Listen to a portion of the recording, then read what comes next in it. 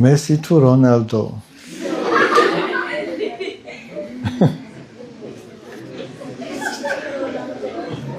მე ახლა ამ საკითხთან დაკავშირებით თავისთავად ცხადია. ჩემი აზრი მაქვს, მაგრამ მე ახლა ჩემ აზრებს თქვენ არ მოგახსოვთ თავს, მაგრამ იმას ვიტყვი, რომ თვითონ შეკითხვა, რომ ასეა დასმული მესი თუ რონალდო, ეგ იმას ნიშნავს, რომ ორივე კარგია. ორივემ ძალიან ბევრი იშრომა. გესმით? აი, მაგრამ თუ საკითხი ასე დაისმება, მესი, რონალდო თუ თომა, ეგ ნიშნავს, რომ თომამაც ძალიან ბევრი იშრომა.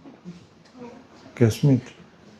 ამიტომ აი, ოღონდ ეს ისე კი არ მოვიდა ჰაერზე.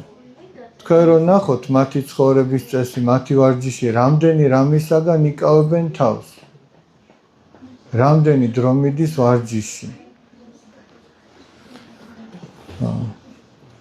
ერთ-ერთ ფეხბურთელს ეკითხებიან, რომ ერთ-ერთ ფეხბურთელზე, რომ ესო ვარჯიშებზე ყველაზე პირველი მოდიოდაო?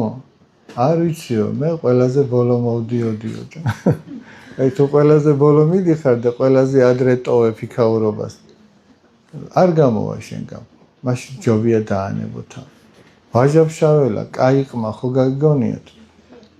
იქ წერია კარგ ყმაზე, რომ ბრძოლაში ყველაზე ადრე შედიოდაო და ყველაზე უკან ბოლოს ტოვებდა ბრძოლას. აი დაუჯერეთ ვაჟაბშაველას და კარგი ფეხბურთელები გამოხდეთ. ხო კარგი დასკვნა გამოვიდა.